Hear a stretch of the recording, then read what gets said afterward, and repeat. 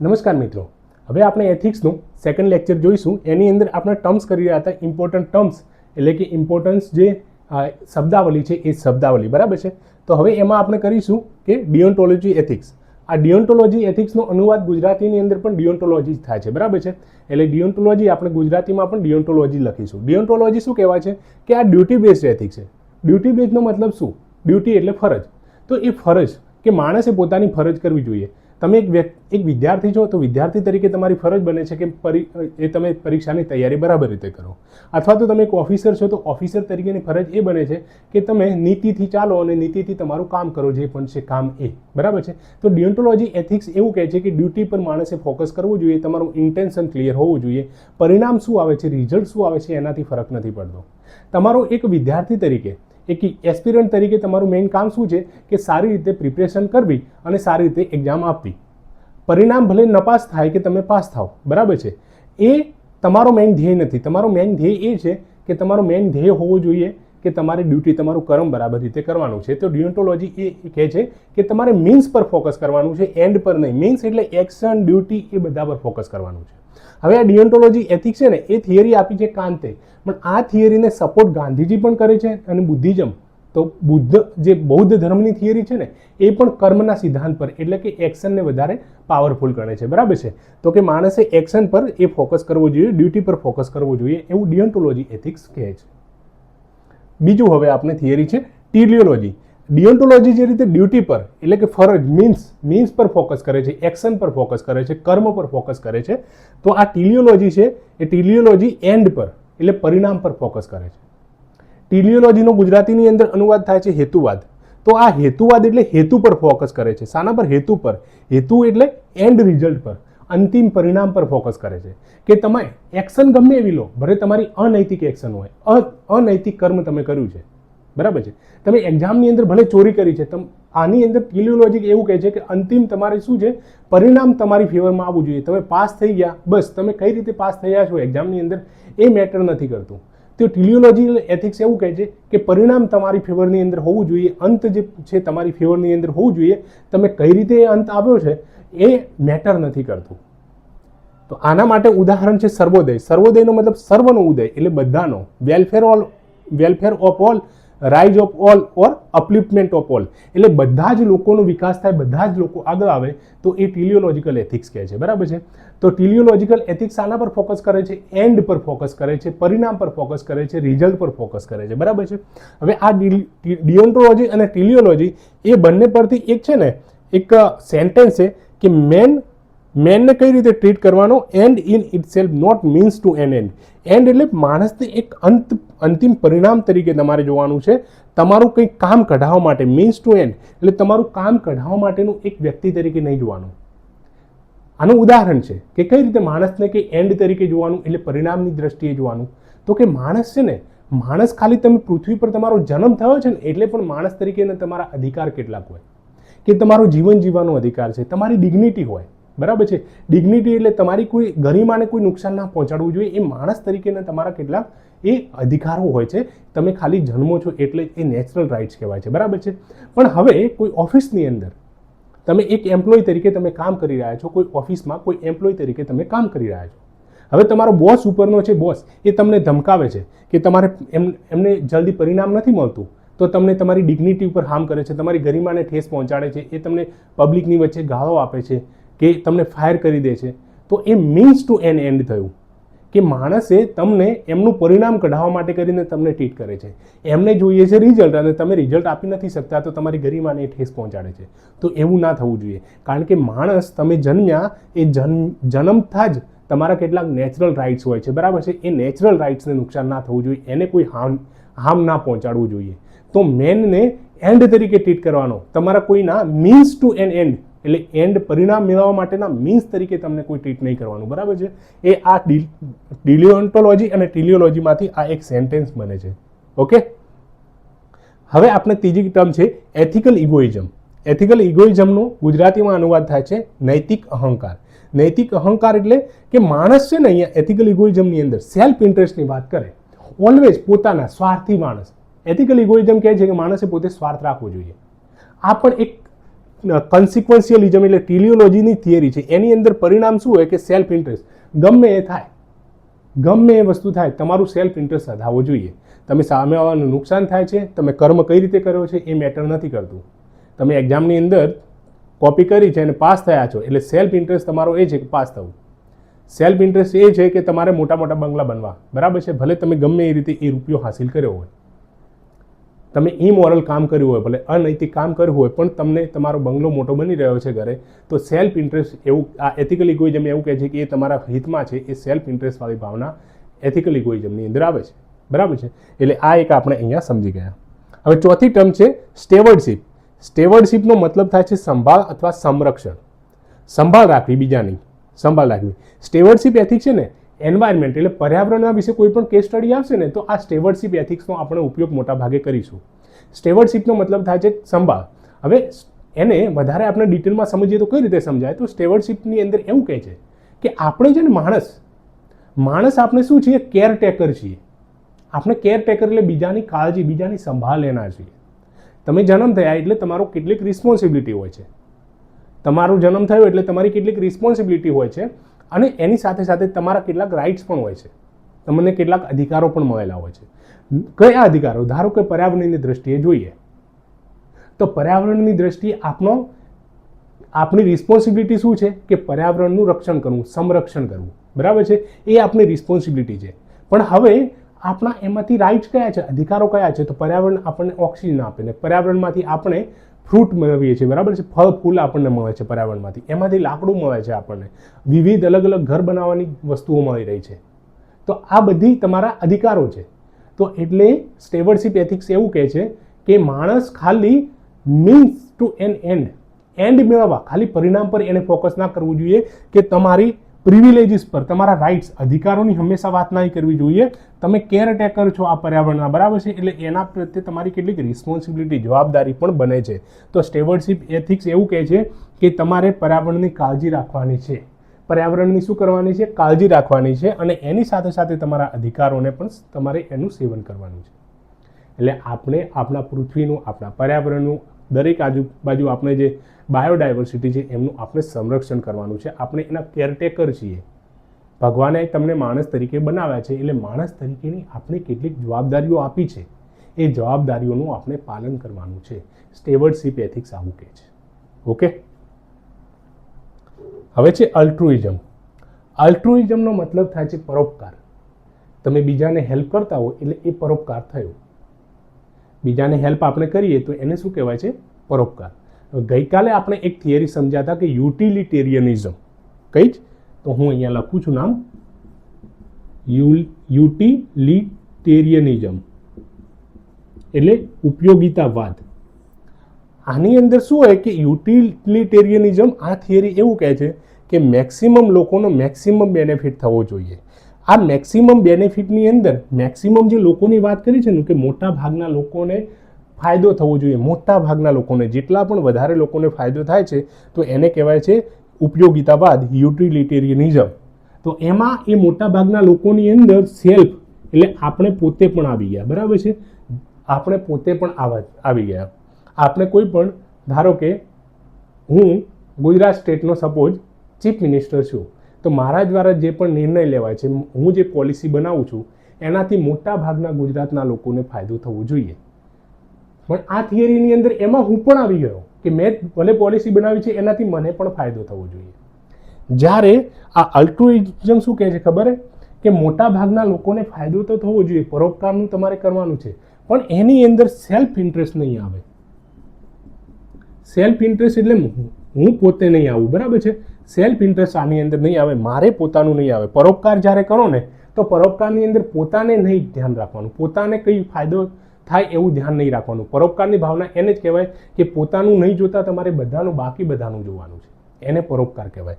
જ્યારે આની અંદર પોતે પણ આવી જાય છે, બરાબર છે. એટલે અલ્ટ્રુઇઝમ, પરોપકાર. પરોપકારની અંદર તમે જ્યારે બીજી સેવા કરો છો તો એ તમારા સેવાથી, અથવા તમે કોઈ પોલિસી બનાવો છો, યોજના બનાવો છો, તો એનાથી બીજા મેક્સિમમ લોકોને ફાયદો થાય છે. પણ એની અંદર તમે પોતે નહીં આવો, જ્યારે આની અંદર તમે પોતે પણ આવશો. ઓકે, એટલે આ થઈ ગઈ આપણે અલ્ટ્રુઇઝમ. હવે ઇમોશનલ ઇન્ટેલિજન્સ. ઇમોશનલ ઇન્ટેલિજન્સ એટલે ઇમોશનલ એટલે ભાવનાત્મક. તો ભાવનાત્મક બુદ્ધિ, ઇમોશનલ ઇન્ટેલિજન્સનો મતલબ છે ભાવનાત્મક બુદ્ધિ. દરેક માણસની અંદર ભાવનાત્મક બુદ્ધિ હોવી જોઈએ અને એસ્પેશિયલી જ્યારે તમે કોઈક ઓફિસર એટલે કે અધિકારી બનો છો ત્યારે તમારી અંદર ભાવનાત્મક બુદ્ધિ એટલે ઇમોશનલ ઇન્ટેલિજન્સ હોવું જોઈએ. આ ઇમોશનલ ઇન્ટેલિજન્સ છે શું? ઇમોશનલ ઇન્ટેલિજન્સની વાત તો છે. ઇન્ટેલિજન્સ એટલે કદાચ આપણે વધારે હોશિયાર હોઈશું ડેફિનેટલી. ઇમોશનલ ઇન્ટેલિજન્સની અંદર ઇન્ટેલિજન્સ એટલે તમારે સૌથી વધારે હોશિયાર થવું, એને કહેવાય ઇન્ટેલિજન્સ. પણ ઇમોશનલ એટલે ભાવનાત્મક હોશિયારી, ભાવનાત્મક બુદ્ધિ. તો ભાવનાત્મક બુદ્ધિ એટલે શું કે તમે તમારી અંદર પ્રોબ્લેમ શું છે, તમારા ઇમોશન્સ કેવા છે કોઈ પણ પરિસ્થિતિની અંદર, તો તમે તમારા ઇમોશન્સ વિશે અવેર હો, તમને ખબર હોય અને સાથે સાથે તમારી સામે કોઈ વ્યક્તિ આવે છે એના ઇમોશન્સ, એની લાગણીઓ શું છે, એમની ભાવના શું છે એ પણ તમે સમજતા હો અને પછી એવી પરિસ્થિતિની અંદર તમે કોઈ પણ નિર્ણય લેશો તો એ પોતાની ભાવનાઓને સમજી અને સામેવાળાની ભાવનાઓને બંને સમજી અને તમે કોઈ પણ નિર્ણય લો અને એક અન્ડરસ્ટેન્ડિંગ બનાવો, એને કહેવાય છે ભાવનાત્મક બુદ્ધિ. આનું ઉદાહરણ, આ ભાવનાત્મક બુદ્ધિ સૌથી વધારે ક્યાં ચાલે તો કે ધારો કે આપણે ખબર છે કે CA વાળું હતું, જે CA જે ગવર્મેન્ટે એક્ટ લાવ્યો એની અંદર દેશની અંદર કેટલી બધી જગ્યાએ વાયલન્સ થયા. તો એવું ધારો કે તમારી સિટીની અંદર કોઈ જગ્યાએ વાયલન્સ ચાલે છે, બે અલગ અલગ કમ્યુનિટી છે, ધારો કે હિન્દુ અને મુસ્લિમ, કોઈ એ જગ્યાની અંદર રમખાણ થયા છે, કોમી રમખાણ, અને ત્યાં એકબીજાની સામે લડી રહ્યા છે. હવે તમે શું છો, એ ડિસ્ટ્રિક્ટના જ SP છો, સુપ્રિન્ટેન્ડન્ટ ઓફ પોલીસ છો, SP છો, બરાબર છે. હવે SP તરીકે તમારી ફરજ બને છે કે એ કોમી રમખાણને જે થઈ રહ્યા છે, કોમવાદ થઈ રહ્યો છે વચ્ચે, અને એ બે કમ્યુનિટી અંદર લડી રહી છે, તો એને તમારે શું કરવું, શાંત કરવું. તો એ કઈ રીતે શાંત કરશો? બધી જગ્યાએ તો તમારે પિસ્તોલથી ના ચાલે ને કામ, કે લાકડીથી બધી જગ્યાએ ના ચાલે. તો એવી જગ્યાએ તમે એઝ SP તરીકે તમારે બંને કમ્યુનિટી સાથે સંવાદ પણ કરવો પડે. હવે પેલી તો એકદમ ઉગ્ર છે, તો એની સાથે તમારો સંવાદ કઈ રીતે કરશો? તમે સાંભળવા માટે જ રેડી નથી, તો એ વખતે આ ભાવનાત્મક બુદ્ધિ એટલે કે ઇમોશનલ ઇન્ટેલિજન્સ ચાલે. એ વખતે તમને ખબર છે કે એવી પરિસ્થિતિની અંદર તમારો ગુસ્સો છે, એ તમે બહુ વધારે ક્રોધિત છો, તો એ ક્રોધને તમારે ઠંડો કરવાનો છે. કારણ કે તમને ખબર છે કે તમે તમારી ઇમોશન્સ વિશે અવેર છો કે હું વધારે ગુસ્સેલ માણસ છું, તો મારે એ વખતે ગુસ્સાને કંટ્રોલ કરવાનો છે. હવે મારે સામેવાળા લોકોને સાંભળવા પડશે, પહેલાં સમજો એમને. તમે કંઈ બોલશો નહીં, કે સામેવાળાને સમજો.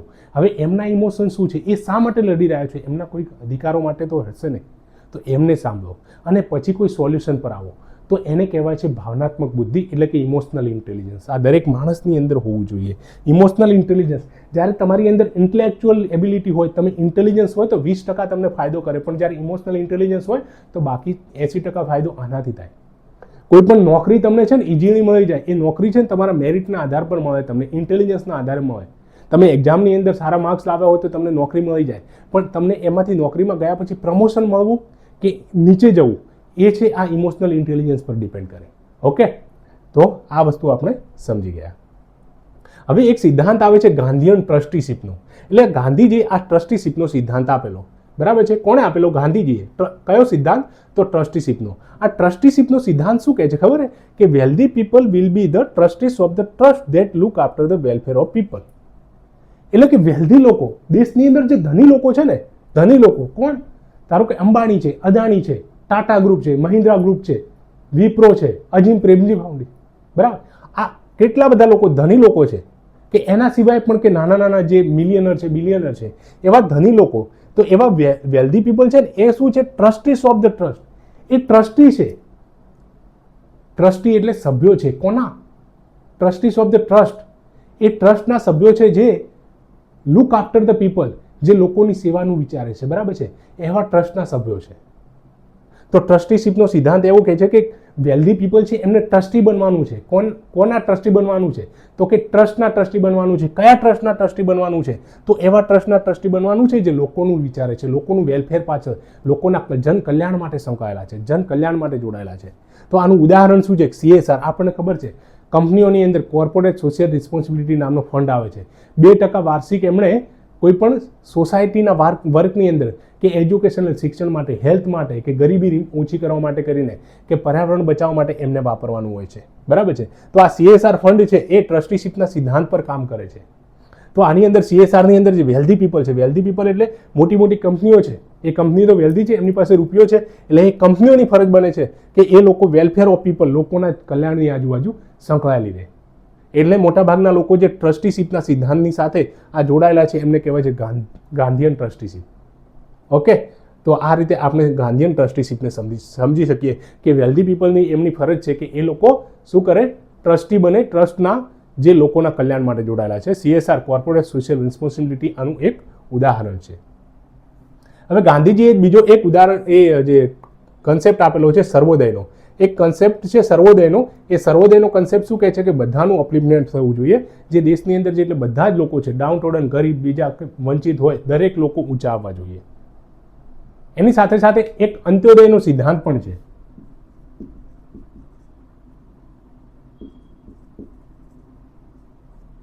અંત્યોદય, અંત્યોનો અમારે જે શરૂઆતમાં અંત્યો છે, અંત્યોનો મતલબ કે અંતિમ, હિન્દી વર્ડથી આવ્યો છે અંત્યોદય.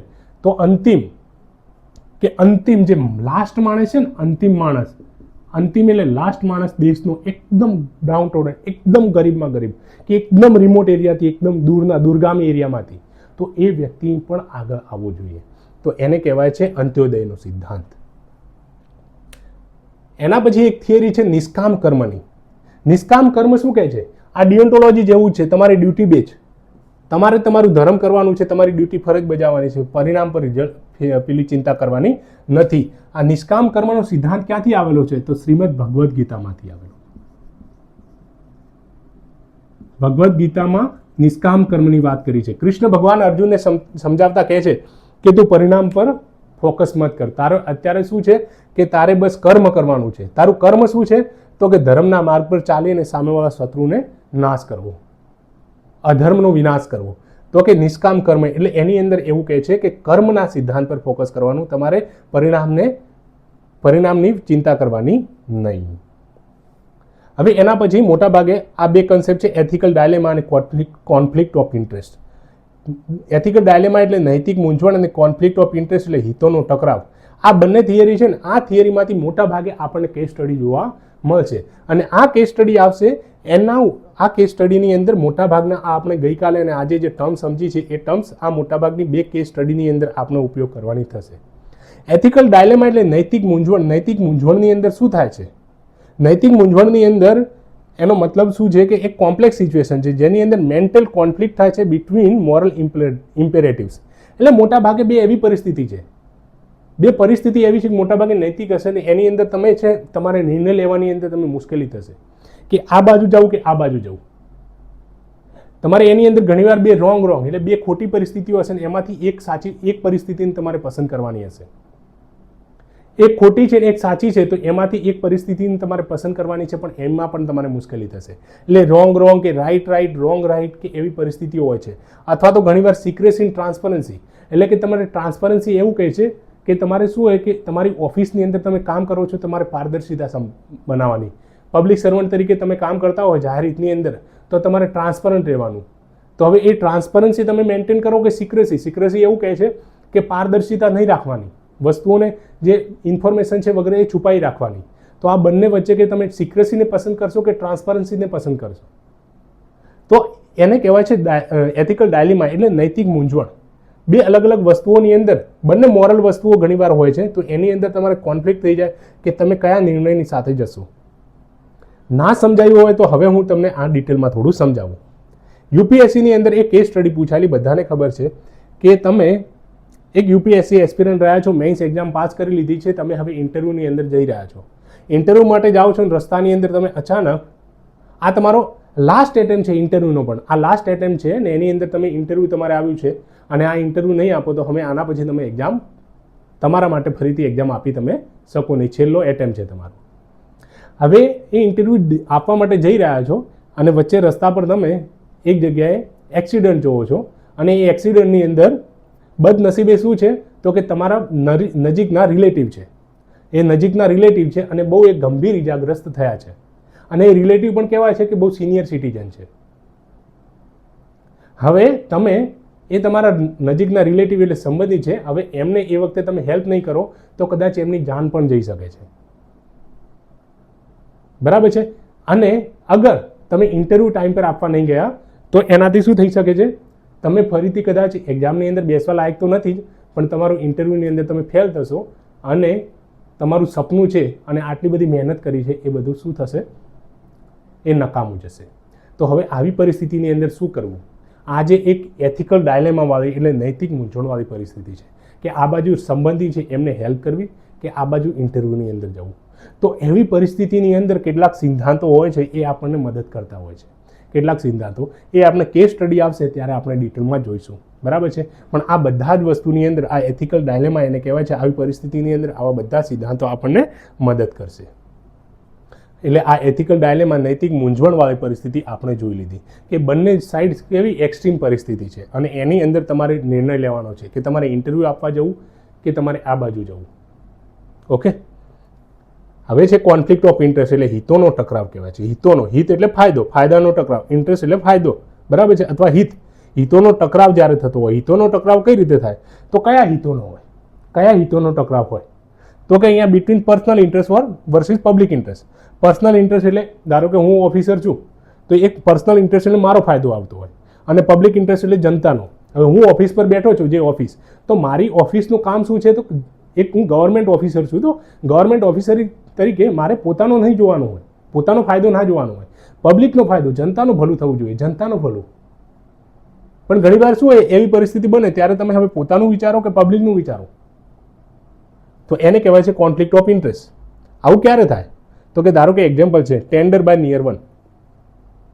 ધારો કે હું ડિસ્ટ્રિક્ટ જિલ્લાનો હું કોણ છું? કલેક્ટર છું.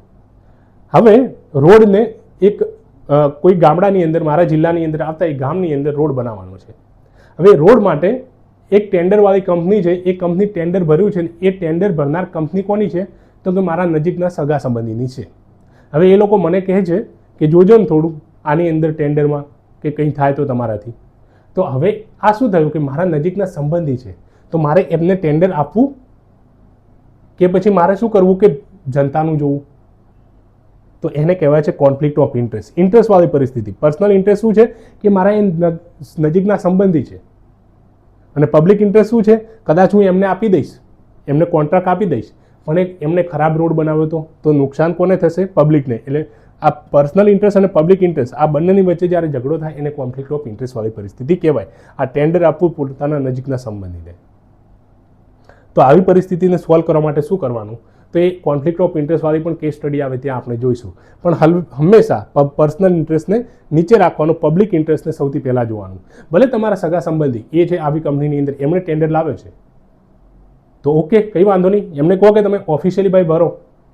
હવે તમે એમના ટેન્ડરની અંદર ને બીજા ટેન્ડર છે એ બધાને કમ્પેર કરો, પ્રાઇસ કોટેશન નીકાળો, ક્વોલિટી જુઓ, ટ્રેક રેકોર્ડ બધાનો જોવાનો અને આમનો બધા કરતાં બેસ્ટ હોય તો આમને આપો. ઓબ્જેક્ટિવિટીનો સિદ્ધાંત, ઉદ્દેશ્ય બરાબર તમારો હોવો જોઈએ. ફેક્ટ એવિડન્સને એના આધારે તમારે નિર્ણય લેવાનો, કોઈના ઇમોશન્સના આધારે ત્યાં નહીં જવાનું. એટલે પબ્લિક ઇન્ટરેસ્ટને સૌથી સર્વમાન્ય રાખવાનો હોય. તો આને કહેવાય છે આ કોન્ફ્લિક્ટ ઓફ ઇન્ટરેસ્ટવાળી પરિસ્થિતિ. તો એને વધારે આપણે ડિટેલમાં પણ કેસ સ્ટડીની અંદર સમજીશું. હવે ગાંધીજી તલિસ્માન. ગાંધીજી એક નિર્ણય એમણે સિદ્ધાંત આપેલો છે તલિસ્માન. ગાંધીજીના બહુ બધા આવા સિદ્ધાંત છે. ગાંધીજી ડિયોન્ટોલોજીની અંદર પણ માને છે. ગાંધીજીનો પોતાનો ટ્રસ્ટીશીપનો સિદ્ધાંત છે, ગાંધીજીનો સર્વોદયનો સિદ્ધાંત છે અને ગાંધીજીનો તલિસ્માન. અને આપણે હજુ ગાંધીજીના 7 સિન્સ જોવાના છે. તો આ તલિસ્માનનો સિદ્ધાંત શું કહે છે? ગાંધીજી એવું કહે છે કે તમે એક ઓફિસની અંદર છો, તમે એક ઓફિસર છો, અધિકારી છો અને તમે કોઈ પણ પરિસ્થિતિની અંદર એવી પરિસ્થિતિ તમારી સામે આવી ગઈ છે, એવી કોઈ પરિસ્થિતિ તમારી સામે આવી ગઈ છે, એ વખતે તમે નિર્ણય લેવા માટે શું છો? કાબિલ નથી. તમને લાગે છે કે હું હવે આ નિર્ણય આવી પરિસ્થિતિની અંદર કઈ રીતે લેવો, તો એ તમારા માટે બહુ ટફ પડે છે. તો એ વખતે શું કરવાનું? તો કે look at the face of weakest man and women. તો પોતાના પર ડાઉટ કરવાનો, પોતાના પર ડાઉટ કરવાનો અને તમારે જોવાનું કે તમારો નિર્ણય છે એ નિર્ણયથી એ તમારા એરિયાની અંદર આવતા સૌથી વીકેસ્ટમાં વીકેસ્ટ માણસ, પુરુષ અથવા તો મહિલા, એને એનાથી શું ફાયદો થશે અથવા તો શું નુકસાન થવાનું છે એ વ્યક્તિનું વિચારો. તમારા નિર્ણયની અસર એ સૌથી એકદમ નબળા દુબળા એવા વ્યક્તિઓ પર શું થવાની છે એનું તમે વિચારો. તમે વિચારો, તમારી પોતાની જાતને પૂછો કે આ તમે જે પણ નિર્ણય લેવા જઈ રહ્યા છો એનાથી શું એમનું ભલું થવાનું છે કે એમનું ખોટું થશે કંઈક મારાથી? તો એ વિચારો અને એના પછી નિર્ણય લો. તો તમારાથી ક્યારેય તમારું છે ને અંતરાત્મા, કન્સાયન્સ તમને કહી દેશે કે આ જો તમે એનાથી નુકસાન એમને થશે એવા વીકેસ્ટ સેક્શનને, એવા એકદમ નબળા વર્ગને, તો તમે એ નિર્ણય નહીં લો. તમારું કન્સાયન્સ એટલે તમારો અંતરાત્મા તમને કહેશે કે આ તું ખોટો કરી રહ્યો છે. એટલે એવું ગાંધીજીનું તલિસ્માન કહે છે કે આવી પરિસ્થિતિની અંદર જો તમે પોતાના પર ડાઉટ કરશો અને વીકેસ્ટ મેનની સામે જોશો તો તમે કોઈ નિર્ણય નહીં ખરાબ નહીં લો. અહીંયા જે આગળ આપણે હિતોના ટકરાવની અંદર ટેન્ડરવાળી વાત કરી, એ ટેન્ડરની અંદર આપણે શું જોયું કે રોડ બનાવવા માટે ટેન્ડર આપવાનો છે મારે. તો હવે મારે મારા જિલ્લાની અંદર શું જોવાનું છે કે મારા જિલ્લાના સૌથી ગરીબમાં ગરીબ એ જે ગરીબમાં ગરીબ એટલે એ રોડમાંથી જે લોકો પસાર થવાના છે અને એ રોડની આજુબાજુ જે એકદમ ગરીબમાં ગરીબ વીકેસ્ટમાં વીકેસ્ટ સેક્શન છે એમને એ રોડ આપવાથી એ ખરાબ ક્વોલિટીનું અગર રોડ બનશે તો એનાથી એમને કેટલું નુકસાન થશે એમના ચહેરાની સામે જોશો ને તો તમે કદાચ એ ભૂલ ક્યારે નહીં કરો. એવું ગાંધીજીનું તલિસ્માનનો આ નિર્ણય કહે છે. ઓકે, ગાંધીજીનો તલિસ્માનનો આ સિદ્ધાંત કહે છે. તો આપણે આ થિયરી અહીંયા આટલી એથિક્સની ડેફિનેશન અને આમના એથિક્સના કન્સેપ્ટ આપણે જોયા. હવે એક લાસ્ટ કન્સેપ્ટની અંદર પણ કેટલાક ઇમ્પોર્ટન્ટ આપણે જોઈ લઈશું પોઈન્ટ. એટલે એના પછી આપણે જઈશું કેસ સ્ટડી પર. એટલે આપણાથી કેસ સ્ટડીની અંદર બહુ સારી સારી વસ્તુઓ આપણાથી આમ લખાશે. ઓકે, બસ સપોર્ટ કરતા રહો યાર, તમારો સપોર્ટ જરૂરી છે. Thank you.